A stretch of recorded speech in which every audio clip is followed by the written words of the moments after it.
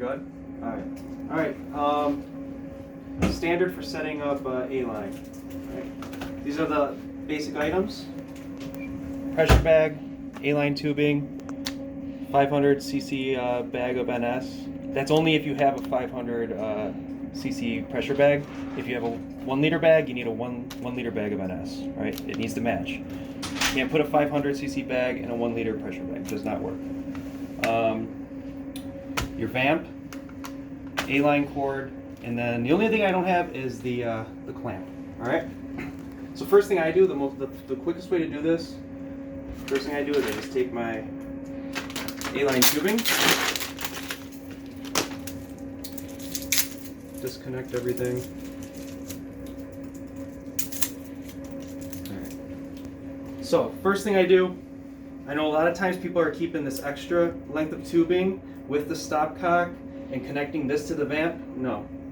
You want to try to keep this distance as short as possible. You get a better waveform, more accurate pressures. So first thing I always do, I disconnect right here, this tubing. Gone. Throw it away. All right? So then what you're going to do is you're going to take this. Now you're going to open up your vamp.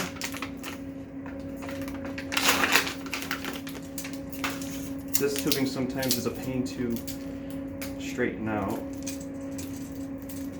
the best we can here. See, it gets, I don't know why they have this package like this always.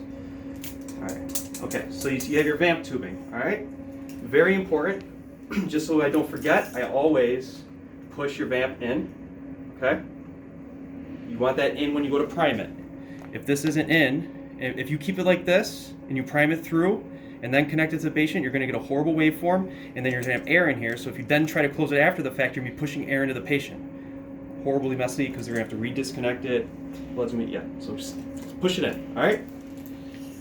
Then you take, obviously, the vamp. The short end goes to the patient.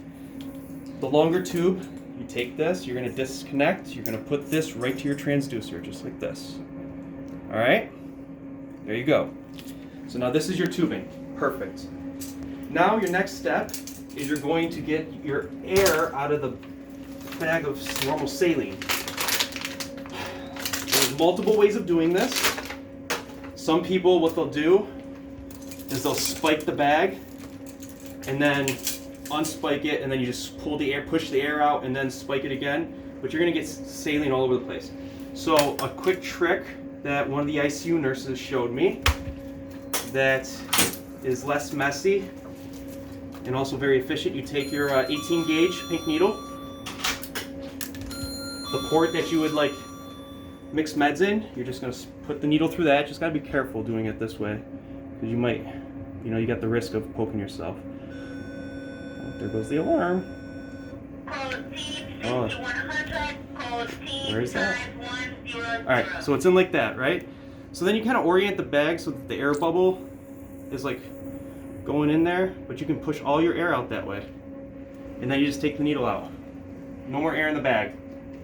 Done. Get rid of your needle. Done.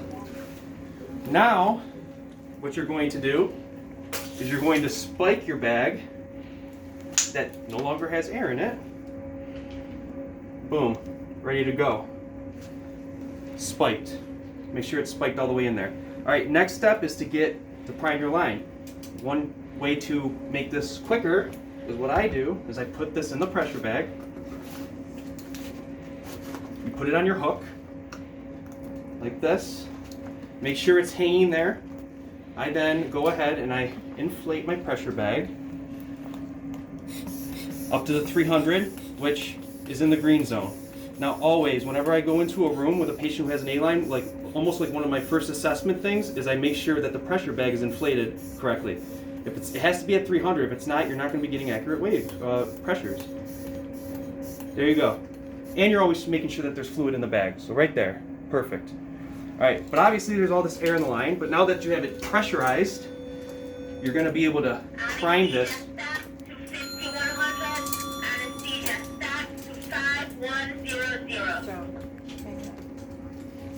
Oh. All right.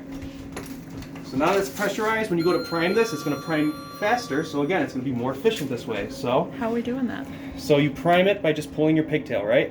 So your stopcock, you know that the line's open because the stopcock's facing out. You know that this stopcock down here, you know that that's open. That would be closed, but it's open. It's open when it comes out of the package. And then again, you pushed your vamp in before you prime, and you can keep this cap on when you prime because like fluid will come right out the ends, right? So you're just gonna pull your pigtail. You can see, look at, there goes the fluid. Look at, see how quickly that primed? Squirting all over the wall. And you just go, you know, it's going fast, but still make sure that you get all the air. Just look at the line, make sure there's no air bubbles, 0 air bubbles. There you go. All right. So this is pretty much ready to go. So you walk into the room, you know, the provider's gonna put the A-line in. You're gonna put your transducer on the holder, transducer holder. All right, always when you put it on the holder, make sure that it's the line that's going to the patient's facing up, okay?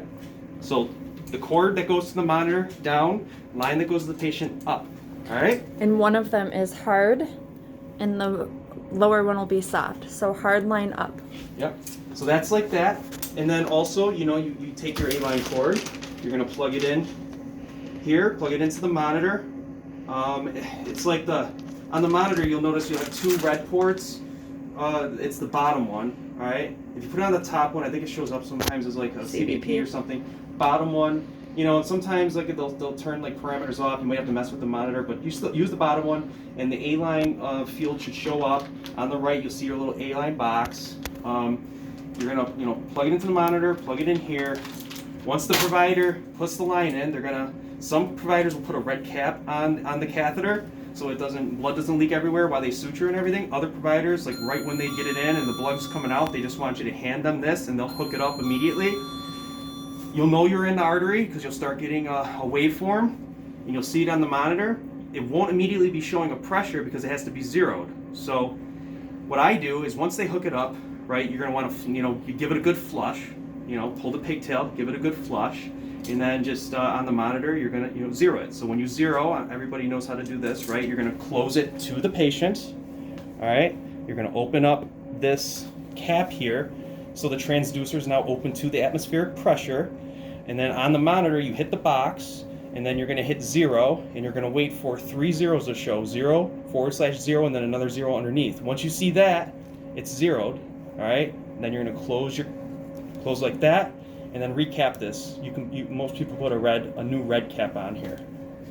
And then, other than that, you're pretty much good to go. And always a quick way to test that you have a good waveform is you can do a square wave test, or not a good waveform, but just to know that it's properly damped, do a square wave test. What you do is you pull this real quick like that. And if you look on the monitor, you're gonna see a sharp upstroke. It should go straight up. And then it's gonna be like, it'll be a flat line, like real quick, and then it's gonna drop. And then you'll see like 2 auscultations right afterwards, and that's a properly damped waveform.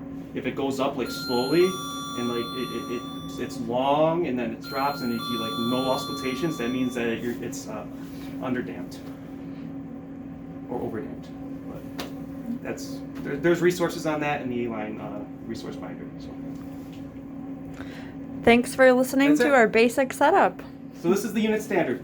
Get rid of the stopcock, and then this is from transducer to patient. This is how we do it. Okay, you get your blood from here using a needleless adapter, the saddles that we call. No stopcocks.